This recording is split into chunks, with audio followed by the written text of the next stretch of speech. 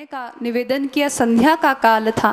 संध्या में आहार, निद्रा, स्वाध्याय और संभोग ये सब वर्जित हैं। इन सब से रोग ग्रसित होता है व्यक्ति। दिति ने असमय कश्यप जी से ऐसी प्रार्थना की। कश्यप जी ने मना किया, संध्या काल है, भगवान शंकर का काल है, इस समय भजन करो। लेकिन दिति मानी नहीं। संध्या के समय कभी भी घर में टीवी नहीं चलनी चाहिए। यदि बच्चे उस समय उल्टा सीधा कुछ देख रहे हैं, पढ़ रहे हैं, तो सबको मना करना चाहिए। संध्या के समय भोजन भी नहीं करना चाहिए। जो ठीक दिया बत्ती का समय होता है, ठीक संध्या का काल होता है, उस समय घर में 10-15 मिनट हरिनाम संकीर्तन करें, आरती करें, ताकि अपना मन प्रभु में लगा रहे। वो काल शंकर जी का काल होता है। शंकर जी पार्वती जी के साथ, अपने गणों के साथ विचरण करते हैं और वो देखते हैं कि प्राणी क्या कर रहा है। इसके पीछे वैज्ञानिक कारण भी है। संध्या के समय सूर्य अस्त की ओर जा रहा है और चंद्रमा अभी तक उदित नहीं हुआ है। व्यक्ति की आत्मा और मन ये दोनों ही अधिक शक्तिशाली नहीं, इसीलिए वो दुर्गुणों से, आसुरी शक्तियों से बच नहीं सकते। संध्या के समय ही भूत प्रेत पिशाचों का, असुरों का साम्राज्य रहता है। इसीलिए उस समय इन सब तत्वों से बचने के लिए जरूरी है कि हम भगवान की शरण में जाएं। संध्या के समय बाहर घूमना फिरना नहीं, कोई भी गलत काम नहीं करना। जितना संभव हो सके संध्या के समय कुछ देर प्रभु स्मरण में लगना। इसीलिए हमारे द्विजातीय लोग त्रिकाल संध्या करते हैं, गायत्री का उपस्थापन करते हैं, सूर्य को अर्घ देते हैं, गायत्री जपते हैं। गायत्री जपने वाला कोई हो न हो, कम से कम संध्या के समय घर में दीपक जरूर लगाए, आरती करे, कुछ देर के लिए भगवान नाम संकीर्तन करे। और ये संस्कार बच्चों में खास तौर पर हमको जागृत करने चाहिए। छोटे छोटे बच्चों को सिखाना चाहिए, चलो दिया बत्ती का समय हुआ है, आरती लगाओ, घंटी बजाओ, कुछ देर भगवान की आरती बोलो, कुछ देर कीर्तन करो। ऐसा करने से उनमें सात्विक संस्कार जागृत होंगे। दिति मानी नहीं, असमय गर्भाधान किया तो उसके गर्भ में राक्षस आ गए। अब दिति ने सोचा कि पतिदेव कुपित हुए हैं, गर्भ में राक्षस आए हैं, यदि इनका जन्म हुआ तो अवश्य ही ये मारे जाएंगे। तो कई वर्षों तक उन्होंने बच्चों को जन्म ही नहीं दिया। उनके तेज से पूरा त्रिभुवन जलने लगा। देवताओं ने जाकर ब्रह्मा जी से पूछा, ये तेज कहाँ से आ रहा है, पूरा त्रिभुवन क्यों जल रहा है? तब ब्रह्मा जी ने बताया कि दिति मैया ने अपने गर्भ में 2 दैत्यों को धारण किया है। वास्तव में ये दैत्य भगवान के पार्षद हैं। एक बार की बात है, विष्णु भगवान की ऋषि लोग, संत लोग स्तुति कर रहे थे, प्रभु आप तो पुष्प से भी अधिक कोमल हो और वज्र से भी अधिक कठोर हो। तो लक्ष्मी जी हंसने लग गई। लक्ष्मी जी ने कहा, कोमल हो ये तो समझ में आता है, हम आपके रोज चरणों का संवाहन करती हैं, रोज चरण दबाती हैं, देखती हैं, मक्खन से भी नाजुक आपके चरण कमल हैं। कठोरता आपके भीतर है ही नहीं। यदि कठोरता होती तो भृगु जी आकर लात मारकर थोड़ी चले जाते। इनकी स्तुति गलत है। हमने आपकी कठोरता आज तक देखी नहीं। अरे कठोर छोड़ो, आप तो, आपके पार्षद भी आपकी बात स्वीकार नहीं करते। आपसे तो भले, आपसे तो अच्छे तगड़े आपके पार्षद हैं। लक्ष्मी जी के मन में जब ऐसा विचार आया तो प्रभु ने कहा, इनको, हमको अब अपनी कठोरता दिखानी पड़ेगी कि हम कितने कठोर हैं। हमारे उग्र रूप का दर्शन इन्हें कराना होगा। अभी तक इन्होंने हमारा सौम्य स्वरूप ही देखा है, इनको कुछ उग्र स्वरूप दिखाएं। तो भगवान ने अपने प्रिय भक्त सनकादि ऋषिगणों को आकर्षित किया। सनकादि ऋषिगण हरिशरणम का जप कर रहे थे, भगवान का ध्यान कर रहे थे। अचानक उनको भगवान के चरण कमलों की मकरंद, उसकी सुगंध आई। भगवान के चरण कमलों की खुशबू ने सनकादि ऋषिगणों को खींचा और वो वैकुंठ की ओर बढ़े। अब हृदय में बड़ी व्याकुलता थी भगवान के दर्शन करने की। बस एक बार भगवान को देखना है। बहुत दिन हो गए दर्शन नहीं किया है, बड़े बेचैन थे और कुछ सूझ नहीं रहा था। हरिशरणम का बहुत तीव्र गति से जप करते हुए वे वैकुंठ की ओर बढ़ रहे थे। भगवान ने अपने पार्षदों से कह रखा था, जय विजय उनके पार्षद थे, भगवान ने स्पष्ट कह रखा था, हम इस समय लक्ष्मी जी के साथ महत्वपूर्ण चर्चा कर रहे हैं, किसी को भी भीतर आने नहीं देना। सनकादि ऋषिगण व्याकुल होकर आए वैकुंठ की 6 सीढ़ियाँ 6 ड्योढ़ियाँ तो पार कर गए। जब 7वें सोपान पर पहुँचे तो जय विजय ने रोक लिया। आज तक सनकादिक ऋषिगणों को वैकुंठ में प्रवेश करने से किसी ने रोका ही नहीं था, आज पहली बार रोका गया। एक तो हृदय में दर्शन की व्याकुलता, बड़ी तड़फ, बड़ी बेचैनी, और उसके बीच में ये व्यवधान, ये सहन नहीं हुआ। सनकादि ऋषिगणों को क्रोध नहीं आता था, लेकिन भगवान ने कुछ ऐसी ही लीला की संरचना की, क्योंकि उन्हें तो अपने अवतार का निमित्त तैयार करना था। उनकी व्याकुलता और व्यवधान, इसका परिणाम हुआ कि सनकादिक ऋषिगणों को क्रोध आ गया। उन्होंने कहा, तुम हमें दर्शन से रोक रहे हो, तुम भगवान के पार्षद होकर आसुरी भाव का व्यवहार कर रहे हो, जाओ असुर हो जाओ। जब क्रोध आया, श्राप दिया, बाहर आवाज हुई, तो भगवान वैकुंठ से निकलकर द्वार तक आए। भगवान का दर्शन किया, नीलमणि के सुंदर स्वरूप को निहारा, तो क्षण भर में क्रोध शांत हो गया। सनकादि ऋषिगणों को अपनी भूल का एहसास हुआ। जो भगवान के भक्त होते हैं उन्हें तो क्रोध नहीं करना चाहिए। तो भगवान ने कहा, मैं तो ब्राह्मणों का सेवक हूँ, मैं तो आपका सेवक हूँ। यदि मेरे पार्षद क्या, यदि मेरी भुजा भी ब्राह्मणों का अपराध करे तो मैं अपनी भुजा को काट कर फेंक दूँ। मैं तो ब्रह्मण्य देव हूँ, लेकिन ये मेरे सेवक हैं, इनसे अपराध हुआ है तो सेवक का अपराध स्वामी का अपराध होता है। यदि ये 3 जन्मों तक असुर बनेंगे तो इनके उद्धार के लिए मैं 4 जन्म लूंगा। सनकादि ऋषिगणों ने कहा, देखो प्रभु की अपने पार्षदों पर कैसी ममता है। स्तुति तो हमारी कर रहे हैं कि मैं ब्राह्मणों का इतना सत्कार करता हूँ, अपनी भुजा को भी काट कर फेंक दूँ, लेकिन ममत्व प्रेम तो अपने इन पार्षदों पर दिखा रहे हैं। इनका अपराध मेरा अपराध है। लक्ष्मी जी ने कहा, देखो हमारे कारण भगवान को भी 4 जन्म लेने पड़ेंगे। हमारे ही मन में ऐसा भाव आया तो 1 जन्म में इनके उद्धार का कारण हम बन जाएंगे। तो रावण और कुंभकर्ण के रूप में जब जय विजय का जन्म हुआ तो सीता जी के रूप में लक्ष्मी जी इनके उद्धार का कारण बनी। सनकादिक ऋषिगणों ने सोचा कि 1 जन्म में हमें भी कारण बनना पड़ेगा। तो सनकादिक ऋषिगणों का सम्मिलित अवतार ही प्रहलाद जी हैं, जो हिरण्यकश्यपु के उद्धार का कारण बने। और हिरण्याक्ष और हिरण्यकश्यपु के रूप में जय विजय ने पहला जन्म ग्रहण किया। हिरण्य मने सोना, सोने पर आंख है जिसकी, वो लोभ वृत्ति, और हिरण्यकश्यपु मने सोने के शैया पर शयन करने वाला, वो भोग वृत्ति।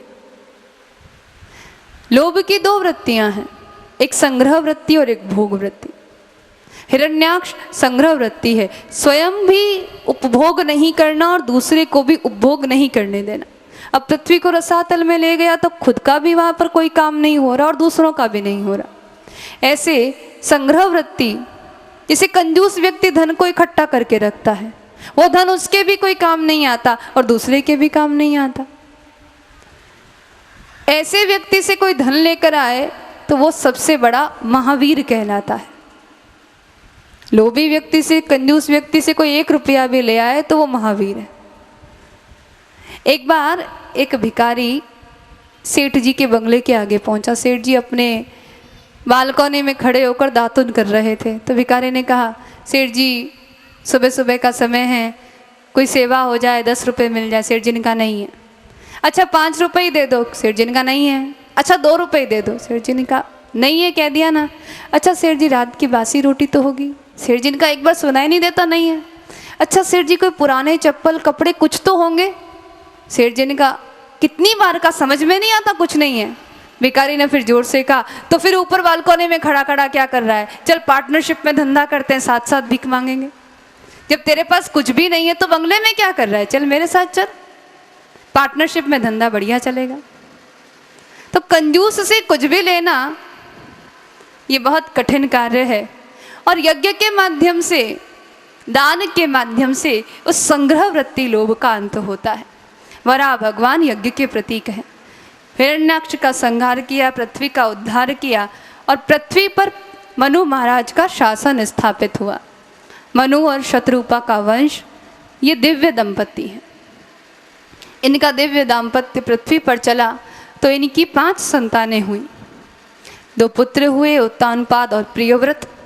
3 पुत्रियां हुई, आकुति, देवहूति और प्रसूति।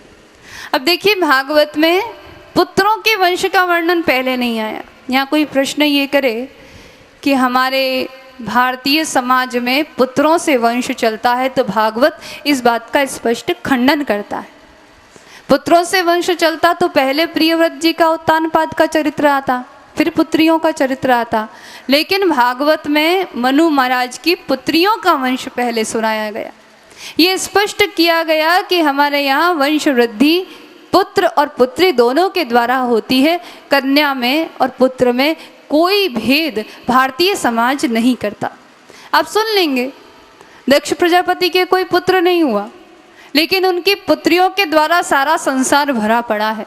संसार का सारा विस्तार ही दक्ष प्रजापति की पुत्रियों के द्वारा हुआ।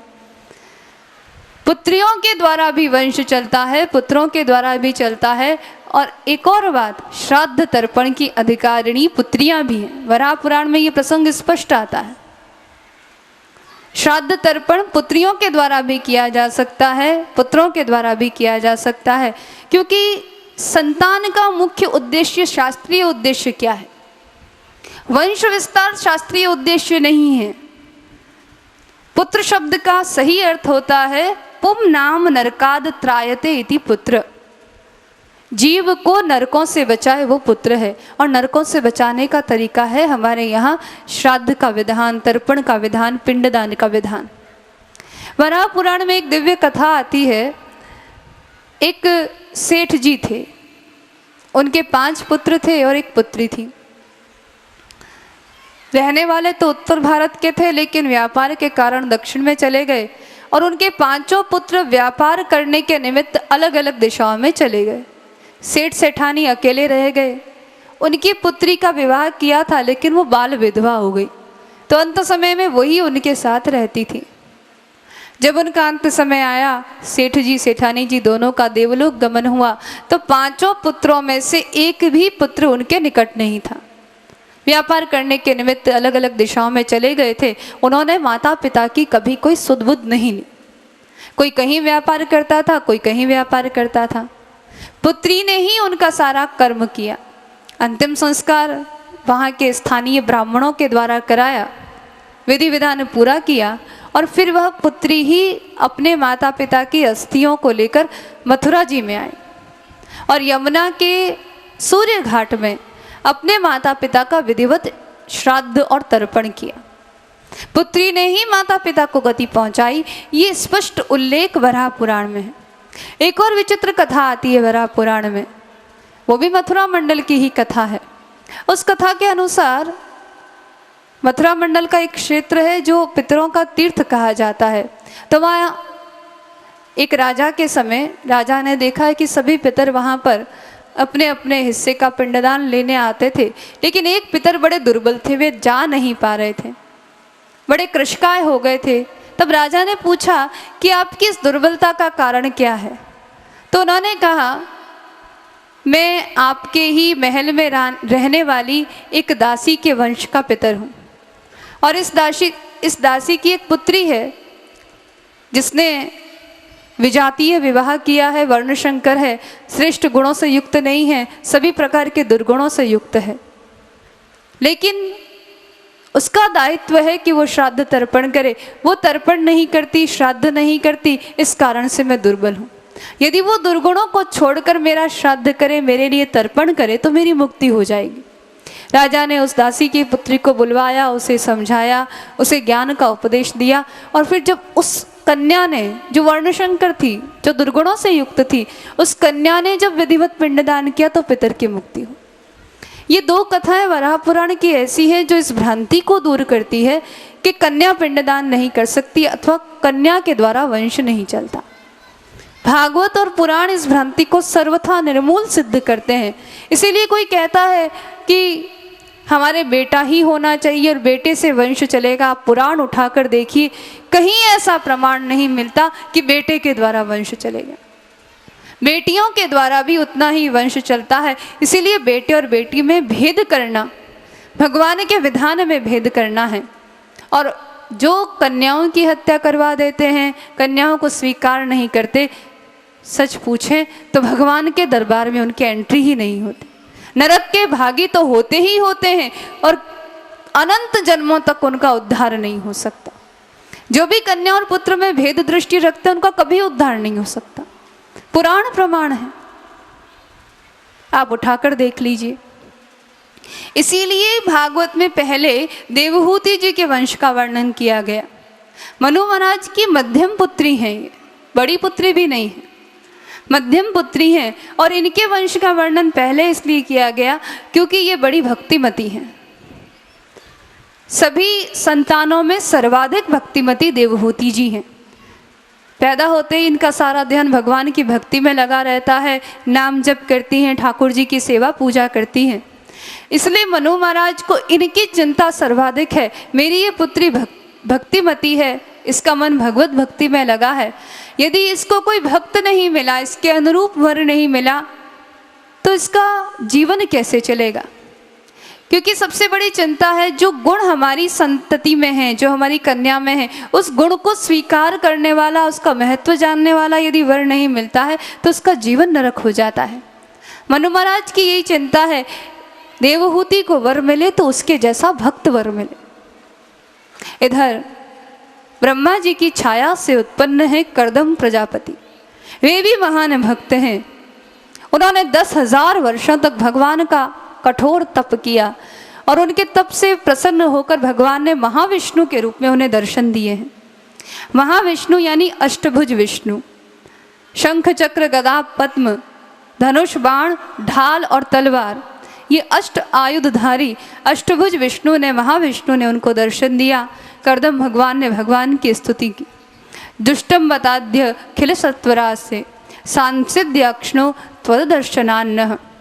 हे प्रभु, आप अखिल सत्व की राशि हो, आपके दर्शनों से हमारी आंखें सफल हो गई, क्योंकि आपका दर्शन करना यही आंखों का फल है।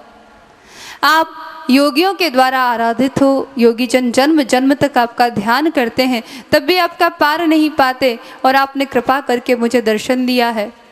आप अपनी माया से मुझे सदैव दूर रखें ताकि आपके चरणार बिंदों का निरंतर ध्यान मैं कर सकूं। भगवान आज्ञा देते हैं, कर्दम जी, आप जैसा भक्त, आप जैसा साधक यदि मुझे पिता के रूप में प्राप्त हो तो मैं कृतार्थ हो जाऊं। मैं आपके घर पुत्र बनकर आना चाहता हूं। देखिए, कर्दम जी ने मांगा नहीं, लेकिन भगवान अपनी तरफ से इच्छा व्यक्त कर रहे हैं। मैं आपके घर पुत्र बनकर आना चाहता हूं, इसलिए आप गृहस्थ धर्म को स्वीकार कीजिए। मनु महाराज की पुत्री देवहूति है। आज से तीसरे दिन मनु महाराज आएंगे, वो अपनी पुत्री आपको प्रदान करेंगे, आप उसका पाणी ग्रहण कर लीजिएगा।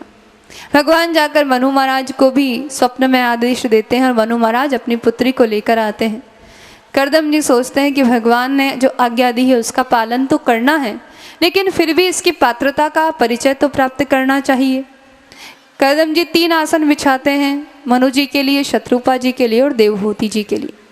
मनु जी शत्रुपा जी तो आसन पर बैठते हैं, लेकिन देवहूति जी विचार करती हैं, मैंने प्रभु की आज्ञा से इन्हें पति रूप में स्वीकार किया है, इनके सामने आसन पर बैठती हूँ तो ये धृष्टता है, और इनकी आज्ञा है कि आसन पर बैठो, आज्ञा को अस्वीकार करती हूँ तो ये भी धृष्टता है। इसलिए देवहूति जी बड़ी युक्ति से अपना दायां हाथ आसन पर रख देती हैं और जमीन पर बैठ जाती हैं। उनकी उस युक्ति, उस व्यवहार को, धार्मिकता को और उनके शील स्वभाव को देखकर कर्दम जी समझ जाते हैं ये बड़ी सुशीला हैं, पतिव्रता हैं, और इनके द्वारा ही जीव मात्र का कल्याण होगा। कर्दम जी देवहूति जी को स्वीकार करते हैं, इनका दाम्पत्य चलता है। वर्षों तक देवहूति जी इनकी बहुत सुंदर सेवा